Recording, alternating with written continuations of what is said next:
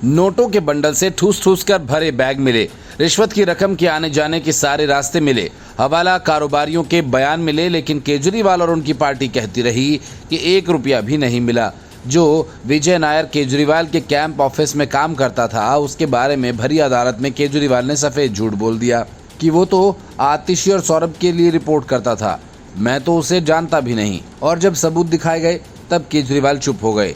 लेकिन केजरीवाल के चुप रहने, अपने मोबाइल का पासवर्ड नहीं बताने से वे बच नहीं गए और न बची आम आदमी पार्टी। फिलहाल जमानत के लिए इस कोर्ट से उस कोर्ट की लगा रहे केजरीवाल को लेकर माना जा रहा है कि कुछ दिनों तक भागदौड़ मचाने के बाद वे मनीष सिसोदिया और सत्येंद्र जैन की तरह तिहाड़ में शांत बैठेंगे। लेकिन फिलहाल सबसे बड़ा खतरा आम आदमी पार्टी पर है। खुद को ईमानदारी का सर्टिफिकेट देने वाली पार्टी ऐसी भ्रष्ट पार्टी बन गई कि जिसकी मान्यता के रद्द होने का खतरा है। अक्टूबर 2022 में भी दिल्ली शराब नीति को लेकर सुनवाई के दौरान सुप्रीम कोर्ट ने सरकारी वकील से पूछा था कि क्या पूरी आम आदमी पार्टी इस मामले में दोषी है। अगर ऐसा है तो आपने अब तक आम आदमी पार्टी को आरोपी क्यों नहीं बनाया। इस पर ईडी ने कहा था कि जल्द ही आम आदमी पार्टी को आरोपी बनाने की सोच रहे हैं और अब आम आदमी पार्टी शराब घोटाला मामले में आरोपी नंबर 38 बन गई है। मतलब साफ है कि अरविंद केजरीवाल और उनकी पार्टी सबसे कठिन वक्त से गुजर रही है। जो शराब घोटाला मामले में अब तक ये पूछते रहे कि घोटाला हुआ तो पैसे कहाँ हैं, घोटाला हुआ तो पैसे कहाँ गया, उन्हें अब ईडी की तरफ से दायर अगली चार्जशीट से झटका लगा है, क्योंकि अब सवाल है कि क्या आम आदमी पार्टी की मान्यता रद्द हो सकती है। भ्रष्टाचार के खिलाफ आंदोलन से जन्मी अरविंद केजरीवाल की आम आदमी पार्टी अब देश की पहली पार्टी हो चुकी है जिसका नाम चार्जशीट में है, जिसे आरोपी बनाया गया है। यानी अब अरविंद केजरीवाल अगर शराब घोटाला मामले में दोषी साबित हुए तो सज़ा उनकी पार्टी को भी मिलेगी, और अगर ऐसा हुआ तो क्या होगा। इससे पहले ये जानना ज़रूरी है कि आखिर ईडी ने चार्जशीट में आम आदमी पार्टी को आरोपी क्यों बनाया है और केजरीवाल की पार्टी को चार्जशीट में आरोपी बनाते हुए क्या कहा गया है। ईडी के मुताबिक शराब घोटाला मामले में 100 करोड़ का फायदा में लिया गया। ईडी के मुताबिक 45 करोड़ रुपए का इस्तेमाल गोवा के विधानसभा चुनाव में किया गया, यानी अपराध से जो कमाई हुई उसका फायदा लिया गया। ईडी की चार्जशीट कहती है कि फायदा पार्टी ने लिया और पार्टी का हर फैसला संयोजक अरविंद केजरीवाल ने लिया। इसलिए ईडी की चार्जशीट में आरोपी आम आदमी पार्टी भी है, केजरीवाल भी। ईडी ने अपनी चार्जशीट में आम आदमी पार्टी को आरोपी बनाते हुए 1 रुपया और 100 रुपये की उन तस्वीरों को दिखाया जिसमें दावा किया गया कि गोवा तक 45 करोड़ रुपए हवाला के जरिए भेजे गए। ईडी का दावा है कि आरोपी विनोद चौहान के मोबाइल से हवाला नोट नंबर के काफ़ी स्क्रीनशॉट्स बरामद हुए हैं। ईडी के पास हवाला मनी ट्रांसफर से जुड़े विनोद चौहान और अभिषेक बोइनपल्ली के बीच की व्हाट्सएप चैट भी मौजूद है। साथ ही ईडी कहती है कि उसके पास आरोपी विनोद चौहान और अरविंद केजरीवाल के बीच सीधे संबंध के भी चैट्स मौजूद हैं।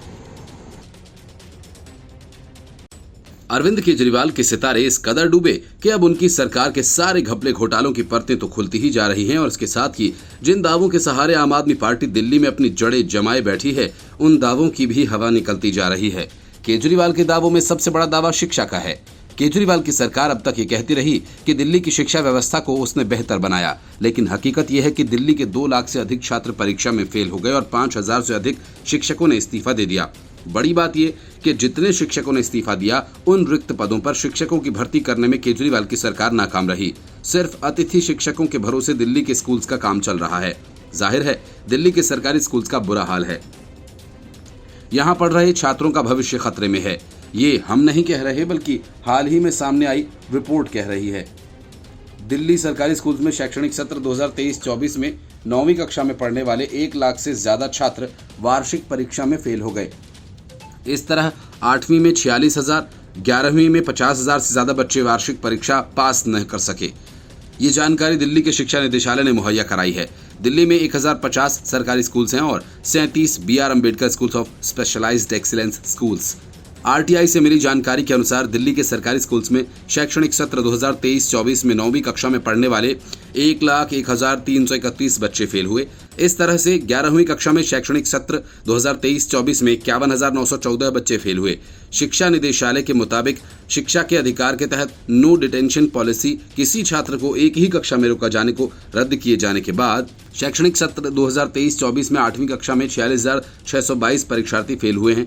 दिल्ली शिक्षा विभाग के एक अधिकारी ने नाम नहीं प्रकाशित करने की शर्त पर मीडिया को बताया कि दिल्ली सरकार की नई प्रमोशन पॉलिसी के तहत अगर 5वीं और 8वीं कक्षा के विद्यार्थी परीक्षा में फेल हो जाते हैं तो उन्हें अगली कक्षा में नहीं भेजा जाएगा, बल्कि उन्हें दोबारा परीक्षा के माध्यम से 2 महीने के अंदर अपने प्रदर्शन में सुधार करने का एक और मौका मिलेगा।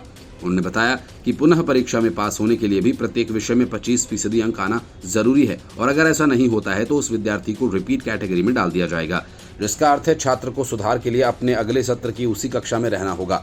ऑल इंडिया पेरेंट्स एसोसिएशन के अध्यक्ष और दिल्ली उच्च न्यायालय के वरिष्ठ अधिवक्ता अशोक अग्रवाल ने इतनी बड़ी संख्या में बच्चों के फेल होने के बारे में कारण पूछे जाने पर दावा किया कि सरकारी स्कूल्स में शिक्षकों की कमी के अलावा शिक्षा तंत्र का भी लापरवाही सामने आई।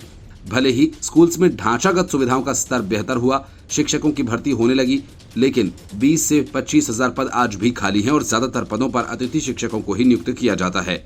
एक आरटीआई में ये बात भी सामने आई थी कि पिछले 10 साल में कई कारणों से 5,747 शिक्षकों ने अपने पदों से इस्तीफा दिया, लेकिन उनकी एवज में केवल 3,715 पदों पर ही शिक्षकों को भर्ती किया गया। Bureau report, news of India.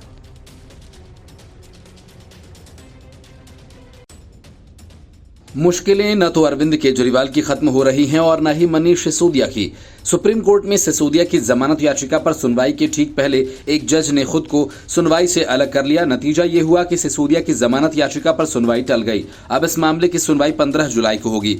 Supreme court के जज जस्टिस संजय कुमार ने मनीष सिसोदिया की जमानत याचिका पर सुनवाई से खुद को अलग किया है। दिल्ली के पूर्व डिप्टी सीएम के खिलाफ शराब नीति मामले से जुड़े मनी लॉन्ड्रिंग और भ्रष्टाचार के केस में मुकदमा दर्ज किया गया है। सिसोदिया ने इस केस में जमानत के लिए सुप्रीम कोर्ट में याचिका दायर की और इस मामले की सुनवाई जस्टिस संजीव खन्ना, संजय करोल और संजय कुमार को करनी थी, लेकिन संजय कुमार ने खुद को इससे अलग कर लिया। शीर्ष अदालत की पीठ ने कहा कि मनीष सिसोदिया की याचिका पर एक अन्य पीठ सुनवाई करेगी, जिसका जस्टिस संजय कुमार हिस्सा नहीं होंगे। जैसे ही अदालत में मामले की सुनवाई हुई, जस्टिस खन्ना ने कहा कि हमारे भाई को कुछ परेशानी है, वो निजी कारणों से इस मामले को नहीं सुनना चाहते हैं। इस पर आम आदमी पार्टी की तरफ से पेश हुए वरिष्ठ अधिवक्ता अभिषेक मनु सिंघवी ने पीठ से गुजारिश की कि वे इस मामले पर तत्काल सुनवाई करें। मनीष सिसोदिया के खिलाफ प्रवर्तन निदेशालय और सीबीआई दोनों ने शराब नीति मामले में केस दर्ज किया है, जिसका जिक्र करते हुए सिंघवी ने कहा कि दोनों ही मामलों में अभी तक ट्रायल शुरू नहीं हुआ है। जमानत याचिका पर सुनवाई शुरू होते ही जस्टिस खन्ना ने कहा कि हमारे भाई जस्टिस कुमार को कुछ दिक्कत है, वे निजी कारणों से इस मामले की सुनवाई नहीं करना चाहेंगे। मनीष सिसोदिया की तरफ से पेश हुए वरिष्ठ वकील अभिषेक मनु सिंघवी ने पीठ से मामले को जल्द सूचीबद्ध करने का अनुरोध किया। उन्होंने कहा कि समय बहुत अहम है। उन्होंने कहा कि दोनों मामलों में अभी सुनवाई शुरू नहीं हुई है। पीठ ने कहा कि एक दूसरी पीठ 15 जुलाई को मामले की सुनवाई करेगी। सुप्रीम कोर्ट ने 4 जून को कथित दिल्ली शराब नीति घोटाला से जुड़े सीबीआई और ईडी द्वारा दर्ज मामलों में सिसोदिया की जमानत याचिका पर सुनवाई से इनकार कर दिया था। इससे पहले मनीष सिसोदिया ने दिल्ली हाई कोर्ट के 21 मई के फैसले को चुनौती देते हुए सुप्रीम कोर्ट का दरवाजा खटखटाया था, जिसमें दोनों केंद्रीय एजेंसीज द्वारा जांच की जा रहे मामलों में उनकी जमानत याचिका खारिज कर दी गई थी। मनीष सिसोदिया ने हाई कोर्ट में निचली अदालत के 30 अप्रैल के आदेश को चुनौती दी थी, जिसमें 2021-22 के लिए अब रद्द की जा चुकी है। दिल्ली एक्साइज नीति के निर्माण और निष्पादन में कथित अनियमितताओं से जुड़े मामले में उनकी जमानत याचिका खारिज कर दी गई थी। सुप्रीम कोर्ट ने पिछले साल 30 अक्टूबर को कथित दिल्ली आबकारी नीति घोटाला से जुड़े भ्रष्टाचार और मनी लॉन्ड्रिंग के मामले में उन्हें जमानत देने से इनकार कर दिया था। कोर्ट ने कहा था कि थोक शराब डीलर्स को 338 करोड़ रुपए के अप्रत्याशित लाभ के आरोप को सबूतों से अस्थायी रूप से समर्थन मिला है। Bureau report, news of India. शराब घोटाला मामले में गिरफ्तार किए गए अरविंद केजरीवाल की मुसीबतें कम होने की जगह बढ़ती ही जा रही हैं। एक ओर जहां केजरीवाल राहत के लिए सुप्रीम कोर्ट से लेकर हर अदालत का दरवाजा खटखटा रहे हैं, तो दूसरी ओर जांच एजेंसी ईडी हो या सीबीआई, वो नई नई दलीलों और सबूतों के साथ कोर्ट में उन्हें पेश कर रही है। अब ईडी ने दिल्ली शराब घोटाला मामले में अरविंद केजरीवाल के खिलाफ जो आरोप पत्र निचली अदालत में दाखिल किया था, उस पर अदालत ने संज्ञान ले लिया। कोर्ट ने इस मामले में केजरीवाल के खिलाफ पेशी वारंट भी जारी किया।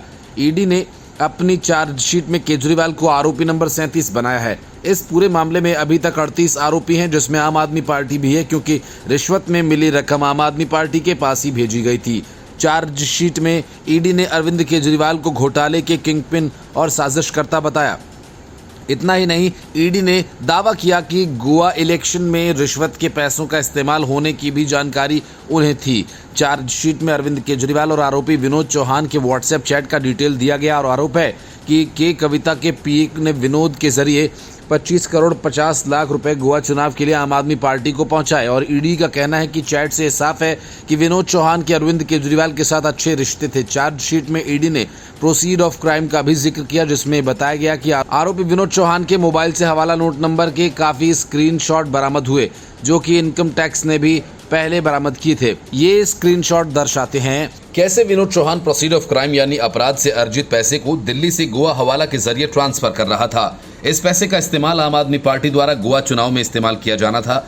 हवाला से गोवा पहुंचे पैसे को वहां मौजूद चरणप्रीत सिंह मैनेज कर रहा था। ईडी की चार्जशीट पर कोर्ट ने संज्ञान लिया और केजरीवाल को 12 जुलाई के लिए समन भेजा है। शराब नीति मामले में मनी लॉन्ड्रिंग की जांच कर रही ईडी ने अरविंद केजरीवाल को 21 मार्च को गिरफ्तार किया था।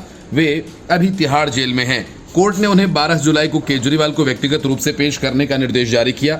दिल्ली हाई कोर्ट ने सीएम अरविंद केजरीवाल की जमानत के खिलाफ प्रवर्तन निदेशालय की याचिका को 15 जुलाई को सुनवाई के लिए सूचीबद्ध किया है। हाई कोर्ट ने पहले निचली अदालत के 20 जून के आदेश पर रोक लगा दी थी, जिसके तहत केजरीवाल को मामले में जमानत दे दी गई थी। जस्टिस नीना बंसल कृष्णा, जिन्हें याचिका पर सुनवाई करनी थी, उन्हें ईडी के वकील ने सूचित किया कि जांच एजेंसी को उसकी अर्जी पर केजरीवाल के जवाब के प्रति देर रात 11 बजे ही मिली और ईडी को जवाब दाखिल करने के लिए कुछ समय की जरूरत है। विशेष न्यायाधीश कावेरी बावेजा ने ईडी द्वारा दाखिल 7वीं चार्जशीट पर संज्ञान लेने के बाद तिहाड़ जेल में बंद केजरीवाल के साथ आम आदमी पार्टी की मुसीबतें बढ़ा दी, क्योंकि चार्जशीट पर संज्ञान लिए जाने का सीधा मतलब यदि ये होता है कोर्ट प्रथम दृष्टया केजरीवाल और आम आदमी पार्टी को दोषी मान चुकी है। ऐसे में अब केजरीवाल को जमानत मिलना काफी मुश्किल हो जाएगा और उनका भी हाल ही मनीष सिसोदिया जैसा हो जाएगा, जो 1 साल से अधिक अरसे से तिहाड़ जेल की हवा खा रहे हैं। Bureau report, news of India. शराब घोटाला मामले में कोर्ट द्वारा केजरीवाल और आम आदमी पार्टी के खिलाफ ईडी की चार्जशीट पर कोर्ट ने संज्ञान लेते ही आम आदमी पार्टी में अब तक की सबसे बड़ी भगदड़ मच गई। पार्टी के कई विधायक, पार्षद और नेता बड़ी संख्या में बीजेपी में शामिल हो गए। लोकसभा चुनाव के नतीजों के बाद विपक्षी दल आम आदमी पार्टी में ये सबसे बड़ी पाला बदल है। विधानसभा चुनाव के कुछ महीने पहले मची इस भगदड़ से आम आदमी पार्टी को काफी झटका लगा। संकट के बीच पिछले 4 महीने में कम से कम 4 ऐसे नेता पार्टी का साथ छोड़ चुके हैं जो झाड़ू के निशान पर विधानसभा का चुनाव जीत चुके हैं। इनमें मंत्री, विधायक से पूर्व विधायक तक शामिल हैं। मंत्री पद पर रहते हुए राजकुमार आनंद के इस्तीफे से जो सिलसिला शुरू हुआ वो अब तेज होता दिख रहा है। एक ही दिन में पार्टी के विधायक और पूर्व विधायक ने साथ छोड़कर भाजपा ज्वाइन कर ली, तो पिछले दिनों बागी बन चुके पूर्व विधायक को पार्टी बाहर निकालने पर मजबूर हो गई। लोकसभा चुनाव के ठीक पहले अप्रैल में समाज कल्याण मंत्री राजकुमार आनंद ने मंत्री पद से इस्तीफा दे दिया था। पटेल नगर सीट से विधायक आनंद ने ये कहते हुए पद छोड़ने का ऐलान किया, पार्टी में दलितों का सम्मान नहीं बचा। लोकसभा चुनाव के दौरान वो पार्टी छोड़कर बसपा में शामिल हो गए और लोकसभा का चुनाव भी लड़ा। हालांकि चुनाव में उन्हें बुरी तरह हार का सामना करना पड़ा। अब उन्होंने बीएसपी छोड़ बीजेपी ज्वाइन कर ली। पटेल नगर सीट से ही 2013 में आम आदमी पार्टी के टिकट पर विधायक बनी राजकुमार आनंद की पत्नी वीणा आनंद ने भी अब भाजपा ज्वाइन कर ली है। 3 दिन पहले तक आम आदमी पार्टी के साथ दिख रहे छतरपुर के विधायक करतार सिंह तंवर ने अचानक पाला बदल लिया। 7 जुलाई को भी मुख्यमंत्री अरविंद केजरीवाल को निर्दोष बताने वाले पोस्ट को रीट्वीट करने वाले तंवर अब भारतीय जनता पार्टी में शामिल हो गए हैं। सदस्यता ग्रहण करने के बाद उन्होंने आम आदमी पार्टी पर भ्रष्टाचार में शामिल होने का आरोप लगाया और कहा कि पिछले कुछ समय में दिल्ली की हालत बहुत खराब हो गई है। करतार सिंह छतरपुर से 2 बार के विधायक हैं। 2020 से पहले वो 2015 में भी जीत हासिल कर चुके हैं। आप में शामिल होने से पहले करतार बीजेपी के ही सदस्य थे और पार्टी ने कहा कि वे घर वापसी कर रहे हैं। पिछले महीने आम आदमी पार्टी ने बागी बन चुके अपने एक पूर्व विधायक नितिन त्यागी को सस्पेंड कर दिया था। नितिन त्यागी लोकसभा चुनाव के बीच पार्टी की नीतियों पर सवाल उठाने लगे थे। उन्होंने पिटाई कांड के बाद स्वाति मालीवाल के पक्ष में भी आवाज उठाई थी और इन 4 विधायकों और पूर्व विधायकों के अलावा कुछ पदाधिकारी और कार्यकर्ता भी हाल के दिनों में आम आदमी पार्टी का साथ छोड़ चुके हैं। पार्टी को ये झटके ऐसे समय पर लगे हैं जब कुछ ही महीनों बाद विधानसभा चुनाव होने जा रहे हैं। जनवरी-फरवरी 2025 में विधानसभा का चुनाव हो सकता है। चुनाव तक दल बदल और तेज होना लाजिमी है। नेताओं के पाला बदल पर आम आदमी पार्टी के राज्यसभा सांसद संजय सिंह ने भाजपा पर तीखी प्रतिक्रिया दी। उन्होंने राजकुमार आनंद समेत अन्य नेताओं के भाजपा दफ्तर में बैठे होने की तस्वीर साझा करते हुए लिखा कि आपने साइकिल चोर, घड़ी चोर, बाइक चोर, कार चोर, सोना चोर सुना होगा, लेकिन बीजेपी पार्षद चोर, विधायक चोर, सांसद चोर, पार्टी चोर है, सारे दाग चुटकियों में धुल, मोदी वॉशिंग पाउडर। इससे पहले 10 अप्रैल को संजय सिंह ने कहा था कि राजकुमार आनंद पर 23 घंटे तक ईडी का छापा पड़ा था और पूरी भाजपा उन्हें भ्रष्ट कह रही थी। सांसद ने भविष्यवाणी की थी कि जल्द ही राजकुमार आनंद के भाजपा में शामिल होने की खबर आएगी।